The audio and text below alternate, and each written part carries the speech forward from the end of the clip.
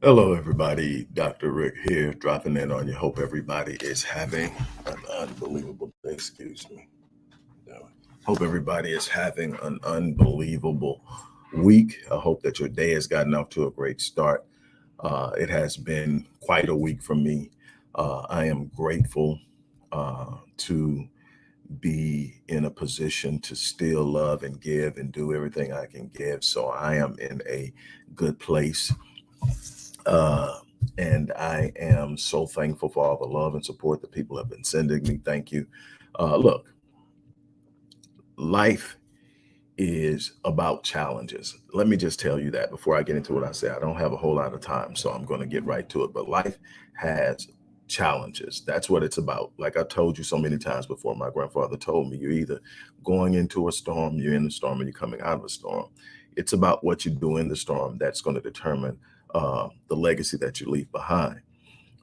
This isn't a life about being perfect. This isn't a life about having all the answers. This is a life about being resilient, by being persistent, by constantly giving life your best and attempting to do everything you can to be at your best at all times. Sometimes it's just not going to be the case. Other times you're going to knock it out of the park. But I guarantee you, if you're consistently pushing towards excellence, consistently pushing towards being better, consistently pushing towards loving others and serving others and giving of yourself and preparing and taking care of what's important to you in your life and all of those things, that things will produce and manifest in unbelievable ways. But you're going to have to be willing to go through the process. You're going to have to be willing to push through the challenges.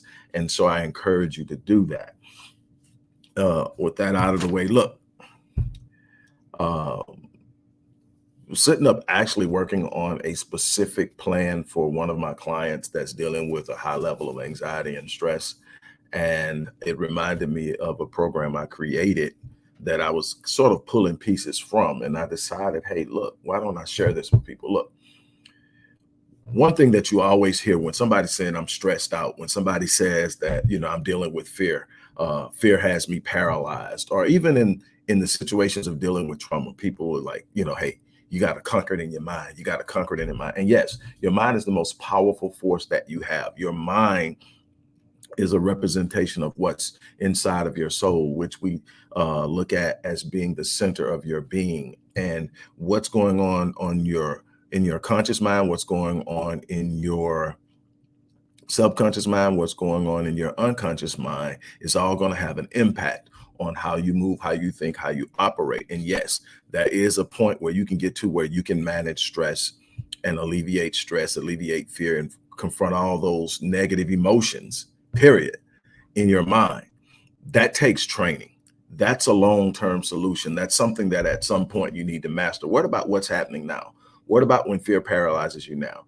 What if you're like a couple of my clients that the moment you put any type of test in front of them, they freak out, or someone who immediately freezes up when it's time for an interview, or whatever it is that's happening, and it can happen at any level in any area of life. What do you do? Well, here's the thing. Fear. Well, first of all, let's get something out of the way. Trauma, anxiety, and stress and fear are all parts of stress. They're all associated with stress in some way. There's a stress response that's associated to all of this, and it is triggered by any of a number of things. Memories, words, smells, a bunch of things can trigger it, or this need to know everything. And when you don't know everything, you get any type of uncertainty triggers some people. If I can't see it and know what's going to happen, I'm going to freak out. And so how do you confront that? How do you deal with it? Yeah.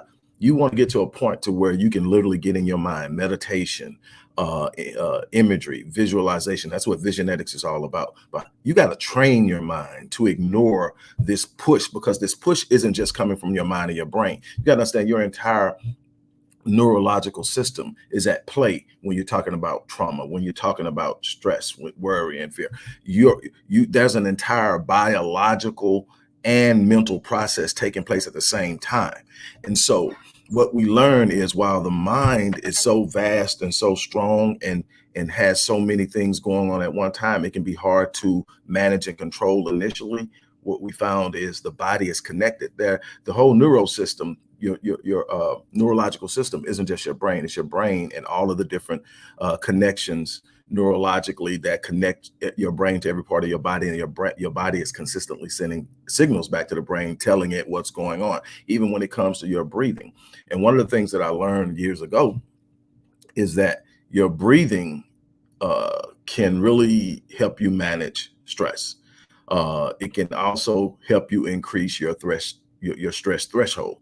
What's that? Well, your stress threshold is this point where you get to where you no longer are able to manage a stressful situation, where it literally starts to paralyze you, become ineffective, your decision-making capacities are diminished and all that. That's your threshold. That means when you get to that point, you're no good. You can't figure anything out. You're just out there. Well, there are ways to actually, through your breathing, create or emulate a stressful situation. And then by reversing it through a calming process, train your brain that when it's in a stressful situation, not to freak out. And I include all of that in this program. Well, the way I designed this program to work is to bring a person in, sit down, talk to them, find out in what ways trauma, anxiety, and fear and stress in general is impacting their lives. What type of stress do you have? Because there are two primary types of stress. There are hyper energy, that's hyper energy stress, or high energy stress, this thing where you get and you can't calm down. Normally it leads to some form of anxiety attack or, sleeplessness and a bunch of other things. Okay, that's a different type of breathing process. Then there is exhaustion and fatigue, also associated with stress, but needing to be more alert, more aware, have your brain flowing, more blood flow to the prefrontal cortex, the front part of your brain. All of that is a different type of breathing. One is primarily focused on how you inhale and how vigorously you inhale. The other one is on the exhale. Again, you can also train your body through doing both, how to create or emulate a stressful situation by vigorous inhaling. Will actually it sends a signal from the heart. There's a place called the silent atrial node, which is a neuron in the heart that literally sends a signal to the brain to tell the brain when the heart is pumping too slow or when the heart is pumping too fast, and the brain starts to trigger what's necessary to slow the heart down or speed it up. And it's crazy. I don't want to get too technical, but in doing that, how you position the diaphragm through inhaling. Well, when you inhale, it looks like things are coming up, but actually the diaphragm is moving down. When the diaphragm moves down, it allows the heart to enlarge more, which means there's more space and blood flow moves through slower because it's not so much pressure. And that's in a signal to the heart, hey, you need to speed up. So inhaling constantly at a rapid pace or vigorously will drive the heart rate up. Now, for a person who is exhausted and hadn't had a whole lot of sleep, that's another thing. You need to learn sleep management. But sleep management is something, again, that's going to take time and it's going to have a better effect over the long term. We're talking about something that helps you deal with what you're facing immediately. So that's one way to build it, one way to deal with it. Obviously, when you exhale, the diaphragm comes up, it gets tighter. And now the heart rate needs to slow down instead of speed up. And so the brain, the silent atrial node sends a message to the brain, bam, slows down.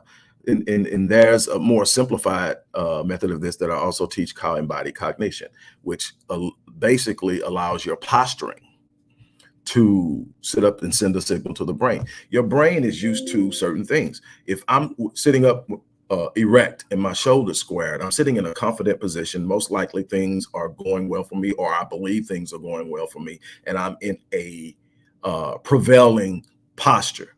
Well, in that prevailing posture, it sends a signal to my brain. My brain agrees, and then it releases the right hormones, which are normally going to be serotonin and dopamine, things that make you feel good. If your head is bowed, shoulders slumped, it's normally a posture of defeat, a posture of loss, a posture of hey, things aren't going well. And what happens? It sends a signal to the brain. The brain starts to really constrict. It doesn't release the right hormones. You can't feel good. You get down, you slump some more, it gets worse, and you don't know how to do it. What happens is you square your shoulders, you hold your head up. And even if you don't feel like it, if things are just going crazy, guess what happens? The signal is sent to the brain. The brain says, well, no, right now, these thoughts that are going through my processing is saying something's wrong. But after a while, the body consistently sends the signal and the brain gets in harmony with the body and says, well, maybe this isn't as bad as I'm processing it, and literally changes the entire narrative solely by posturing. Well, you can also do a lot of this with your breathing. You tell your brain, it's not that bad, slow down. What you're experiencing right now, you don't have to slow down. You can tell your heart to slow down. You can literally make it slow down. And there's so many there are a bunch of different other things that I do, but I want to talk about how we can make something happen. So I created this program. This is how the program works. The first session you come in, there's an assessment.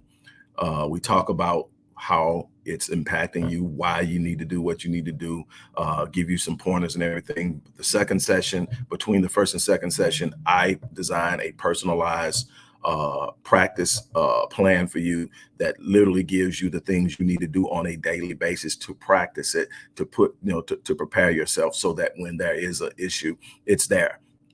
Then after that, you practice it for 30 days. You come back in 30 days.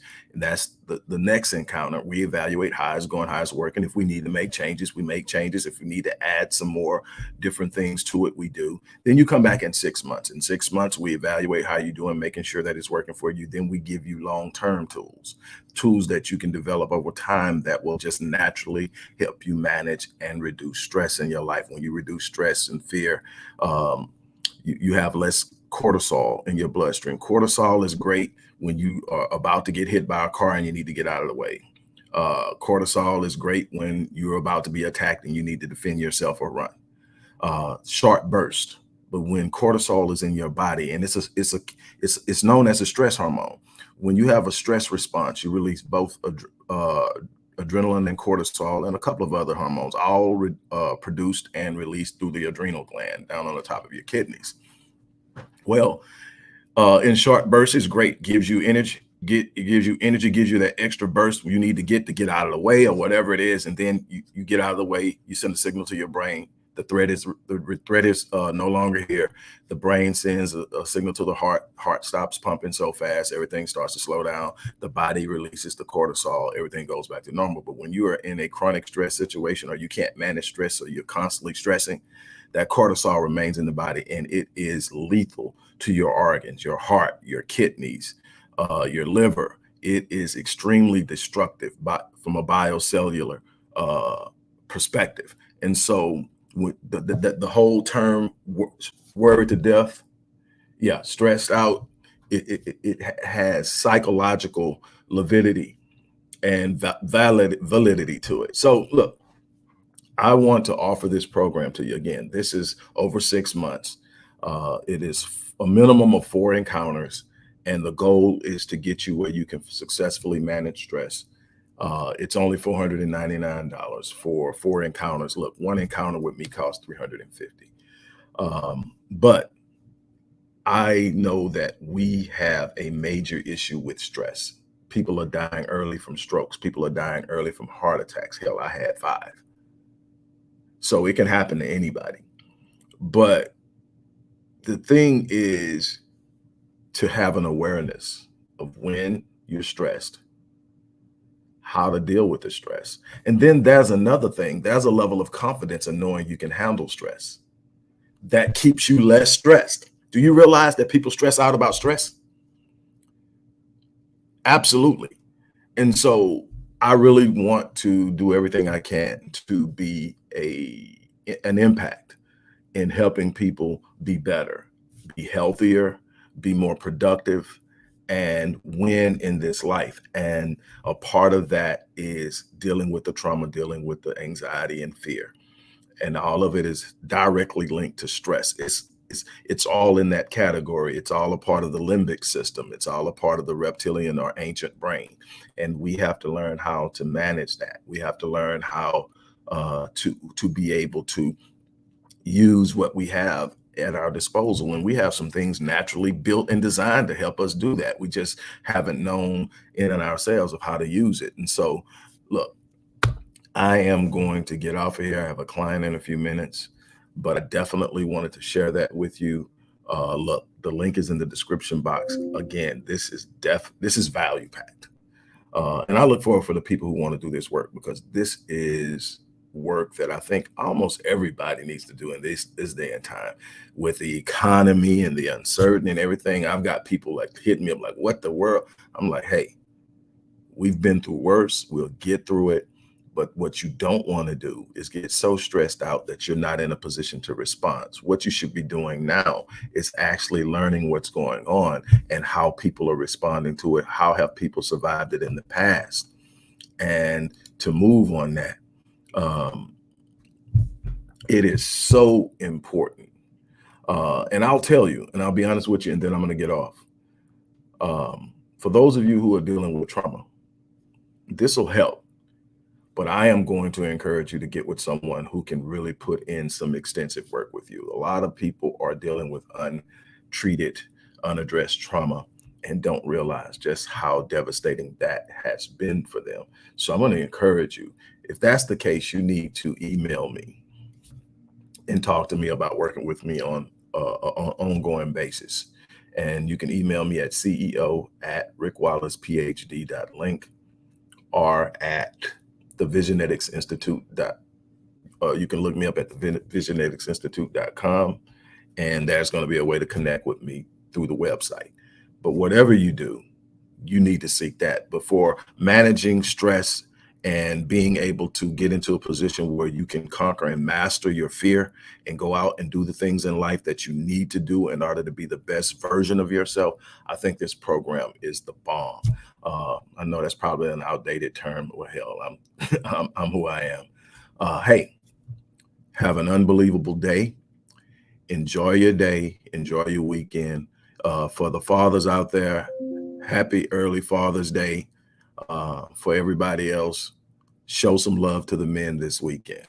On that note, look, I'm out of here. You guys have a great day. As I always say, I live my life on full so that when I leave this place, I die on E. I challenge you to do the same thing.